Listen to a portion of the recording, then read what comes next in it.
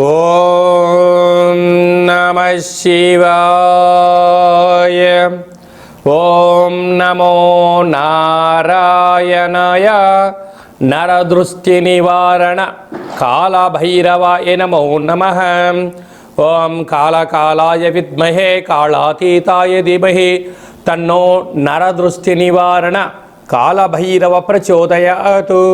హరి ఓం. మా ఛానల్కి స్వాగతం. చూస్తున్న వీక్షకులకు, ప్రేక్షకులకు, ప్రియ కాళభైరవ భగవద్బంధులకి స్వాగతం పలుకుతూ, జ్యోతిష్య అభిమానులకు, సనాతన ధర్మ సంరక్షకులకు అందరికన్నా ముందుగా చైత్ర పూర్ణిమ శుభాకాంక్షలు. చైత్రమాసం అనగానే మనకు అందరికీ గుర్తొచ్చేది వేసవి కాలం. అంటే స్కూళ్ళు, కాలేజీలు అన్నీ అయిపోయి పిల్లలతో ఆటపాటల చేత అందరము ఆధ్యాత్మిక చింతనతో కూడుకున్నటువంటి మాసం కనుక వేసవి కాలంలో వీలైనంత వరకు మిట్ట మధ్యాహ్నం పూట బయట ప్రయాణాలు పెట్టుకోకుండా ఉండడం ఉత్తమోత్తంగా భావించగలగాలి. 1 ఏప్రిల్ నెల 2026 నుండి 15/4/2026 వరకు పుట్టినటువంటి వారందరికీ కూడా ముందస్తుగా జన్మదిన శుభాకాంక్షలు. గతంలో వివాహం చేసుకున్న వారికి వివాహ వార్షికోత్సవ శుభాకాంక్షలు. ద్వాదశ రాశుల్లో గ్రహ గమనాలను వీక్షింపచేద్దాం. మేషరాశిలో ఏడాది తర్వాత శుక్ర భగవానుడు సంచార స్థితి, 12 సంవత్సరాల తర్వాత దేవగురు బృహస్పతి మిథునరాశిలో సంచార స్థితి, 18 సంవత్సరాల తర్వాత సింహరాశిలో కేతు సంచార స్థితి, కుంభరాశిలో కుజుడు, బుధుడు మరియు రాహు సంచార స్థితి, 30 సంవత్సరాల తర్వాత మీనరాశిలో శని భగవానుడు, ఏడాది తర్వాత రవి భగవానుడితో కలిపినటువంటి శని భగవానుడు సంచార స్థితితో ద్వాదశ రాశుల్లో గ్రహ గమనాలు ఈ విధంగా ఉన్నాయి. కన్యరాశి వారికి ఏడాది తర్వాత సప్తమ స్థానంలో 2 గ్రహాల సంచార స్థితి సంయోగం ఉన్నప్పుడు ఆనందకరమైన జీవితం పొందాలి అనుకుంటున్నట్లయితే ఎలాంటి విధి విధానం పాటించాలో ఈ వీడియోలో సవివరంగా సంపూర్ణంగా తెలుసుకుందాం. కన్యరాశిలో ఏ నక్షత్రాలు వస్తాయి అనగా ఉత్తరా నక్షత్రంలోని 2, 3, 4 పాదాలు, హస్తా నక్షత్రంలోని 4 పాదాలు, చిత్తా నక్షత్రంలో 1, 2 పాదాలు కలిపితే కన్యరాశి. రాశాధిపతి బుధ భగవానుడు. ఈ బుధ భగవానుడు షష్ఠమ స్థానంలో రుణరోగ శత్రుస్థానంలో కుజుడు, బుధుడు, రాహు సంచార స్థితి ఉన్నప్పుడు దయచేసి మీరు చైత్రమాసంలో అప్పులు ఇవ్వద్దు, అప్పులు కూడా తీసుకోవద్దు. ఏడాది తర్వాత రవి భగవానుడు మీనరాశిలో శని భగవానుడితో సంచారం చేయనప్పుడు దూర వాయు జల ప్రయాణం చేసేటప్పుడు తస్మాత్ జాగ్రత్త అని చెప్పి జ్యోతిర్విజ్ఞానం తెలియచేస్తుంది. ప్రధానంగా మీ జన్మ నక్షత్రం రోజున పూర్ణిమ తిథి ఎందున, అష్టమి తిథి ఎందున ముఖ్యమైన పనులను వాయిదా వేసుకోవడం ఉత్తమోత్తంగా భావించగలగాలి. ప్రధానంగా విద్యార్థులు చెరువుల్లోకి వెళ్ళడం, దూకడం, ఆట్లాడుకోవడం, క్రీడారంగ మైదానంలో అనేక రకాలైన ప్రమాదాలు పొంచి ఉన్నాయి. పెద్దవారందరూ కూడా ఏదైనా ఒక విధి విధానం పాటించే కాల సమయంలో మౌనమే శరణ్యము, ఆధ్యాత్మికతే మీకు శ్రీరామరక్షగా భావించగలగాలి.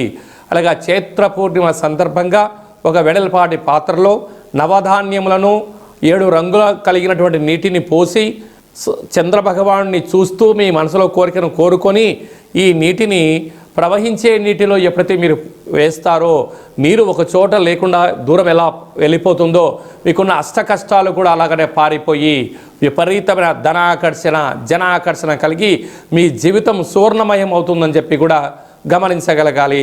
అలాగనే కాళాష్టమి తిథి యందు సందర్భంగా తప్పకుండా సూర్య నమస్కారం అవసరం అని చెప్పి గుర్తుపెట్టుకోగలగాలి.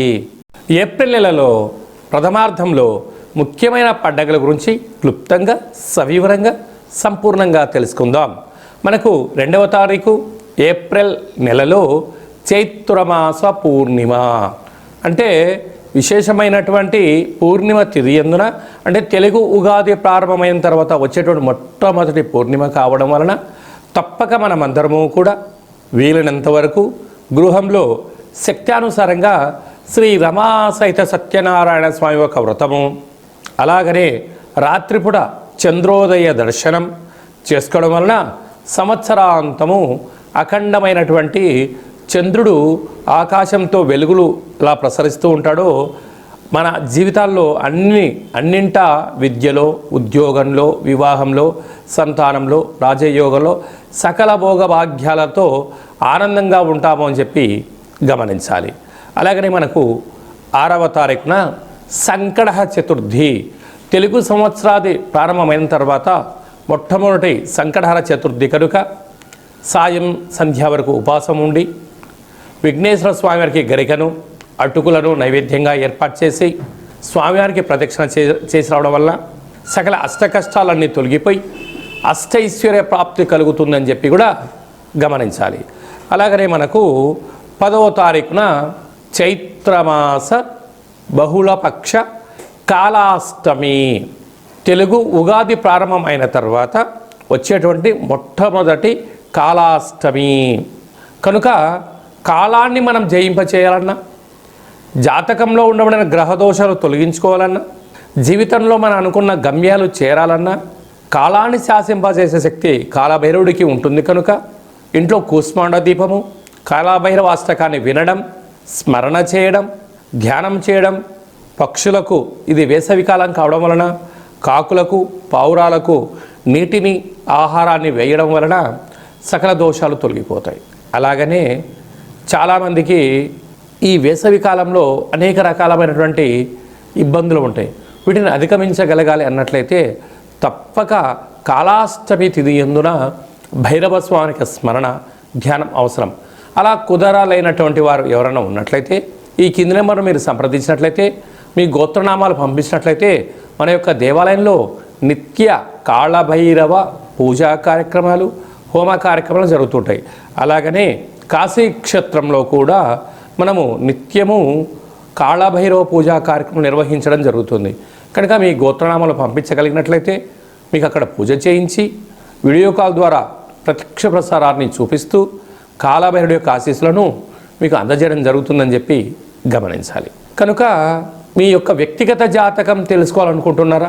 మీ యొక్క పేరు, పుట్టినటువంటి తేదీ, నెల, సంవత్సరం, పుట్టిన సమయం వ్రాసి వాట్సాప్లో పంపించగలిగినట్లయితే 100 సంవత్సరాల జాతకాన్ని వ్రాసి పంపించి మీరు పుట్టినప్పుడు గ్రహ గమనాలు ఎలా ఉన్నాయి, ప్రస్తుతం ఎలా ఉంటున్నాయి, రాబోయే కాలంలో ఎలా ఉంటున్నాయి, ఈ తెలుగు ఉగాది పండుగ నుంచి ఆదాయ వ్యయాలు, పరిస్థితులు, ఎలాంటి కార్యక్రమాలు ఆచరింపచేయాలి, ఎలాంటి కార్యక్రమంలో మనం విజయం సాధించబోతున్నామో అన్ని విషయాలను మీకు సవివరంగా, సంపూర్ణంగా తెలియజేయడం జరుగుతుంది.